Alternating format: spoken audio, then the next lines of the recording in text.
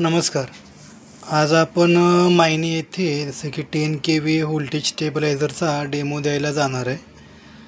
तर आमचा voltage स्टेबलायझरची features आणि कशाप्रमाणे काम करतो आहे मी या व्हिडिओच्या माध्यमातून आपल्याला सांगण्याचा प्रयत्न करणार आहे. हा व्हिडिओ पहा पुढे. तर तुम्ही पाहू शकता या ठिकाणी आता आमचं पॉवर ऑन आहे, आउटपुट ऑन आहे. व्होल्टेज दाखवतो किती आता. हे इनपुट व्होल्टेज आहे. जवळपास 90 व्होल्ट मी इनपुट दिलेला आहे. तर हा आउटपुट चेक करू आपण. तर यानं 90ला 200पर्यंत सरासरी घेऊन गेलेला आहे. आता डिजिटल मीटरमध्ये बघायचं म्हटलं तर या ठिकाणी आता हे आपल्या स्टेबलायझरचं इनपुट आहे, हे आउटपुट आहे आणि आमचं MSCBचं येणारं फिक्स व्होल्टेज आणि हा व्हेरिएक ट्रान्सफॉर्मर आहे. इथून आपण व्होल्टेज कमी जास्त करू शकतो. तर पहा या ठिकाणी आता जसं की आता तुम्हाला दाखवायचं म्हटलं तर हे जवळपास हे बघा तुम्हाला क्लिअर करून दाखवतो मी. 92 व्होल्टेजला यानं 197 केलेला आहे. 95 असेल तर 202पर्यंत घेऊन वाढवलं यानं. त्यानंतर पुढे पहा हे 100 व्होल्ट 113-14ला 200 व्होल्ट केलं. त्यानंतर 150 व्होल्ट असेल तर त्याला वाढवून 225 व्होल्ट याप्रमाणे केलं. त्यानंतर 180 तुम्हाला दाखवतो क्लिअर करून मी. 180 व्होल्ट MSCBकडून मागून येत असेल तर हा आउटपुटला 218 याप्रमाणे आउटपुट सोडतं आहे. त्यानंतर पुढे म्हटला तर तुम्हाला 209-10 व्होल्ट आहे तर त्याचप्रमाणे आउटपुट सोडलेलं आहे यानं. आता हे झालं लो व्होल्टेजमध्ये काम करायची प्रोसेस. आता हाय व्होल्टेज दाखवतो तुम्हाला. जसं की आता हे या ठिकाणी 250 व्होल्ट आहे. 250 व्होल्ट जरी असेल तर याला कमी करून त्यानं 208 याप्रमाणे स्टेबल करून सोडलेला आहे. त्यानंतर पुढे पहा आता हाय व्होल्ट आहे हा 278. तरी हा आपला आउटपुट सोडतो आहे 230 याप्रमाणेच. जसे की हा 90 व्होल्ट ते 300 व्होल्ट याप्रमाणे याची व्होल्टेज रेंज आहे. 10 KVAचा व्होल्टेज स्टेबलायझर ॲटोमॅटिकमध्ये आहे. या ठिकाणी पाहायचं म्हटलं तर हा 32 अँपिअरचा MCB आहे. हा व्होल्ट मीटर. जसं की हे पॉवर इंडिकेटर आणि आउटपुट इंडिकेटर या ठिकाणी. त्यानंतर इनपुट आणि आउटपुट व्होल्टेज चेक करा या ठिकाणी बटन आहे. तुम्हाला दाखवायचं म्हटलं तर हा बघा आउटपुटवरच आहे.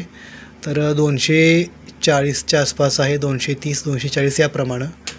इनपुट दाखवायचं म्हटलं तुम्हाला हे इनपुट पहा जवळपास 270 इनपुट आहे. आता 280 जवळपास. ॲनालॉग असल्यामुळं थोडं जरा व्हेरिएशन दाखवतं.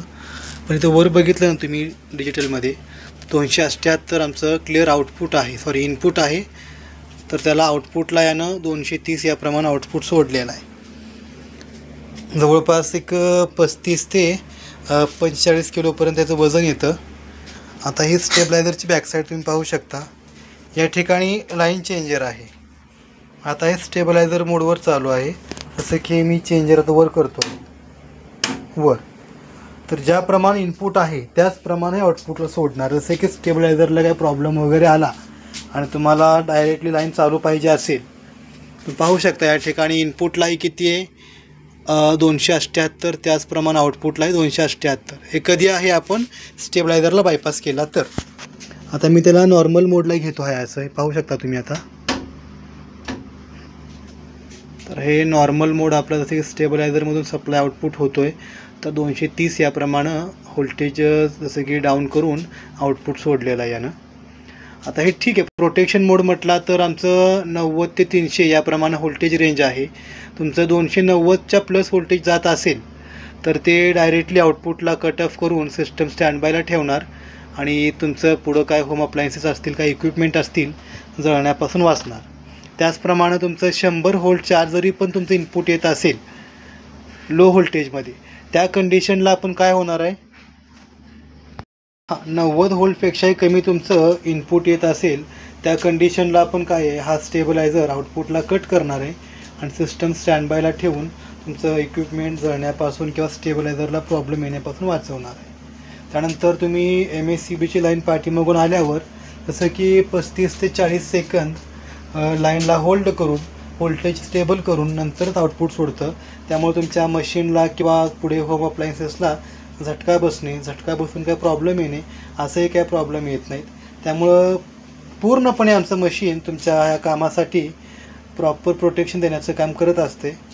आणि व्हिडिओमध्ये काय आपल्याला प्रॉब्लेम असेल, काही डाऊट असतील किंवा आपलं मशीन पाहिजे असेल तर स्क्रीनवर आमचा नंबर आहे, आम्हाला कॉन्टॅक्ट करा. फोनवर चर्चा होईल, त्याप्रमाणे आपलं प्रॉब्लेमचं सोल्युशन करण्यात येईल. धन्यवाद.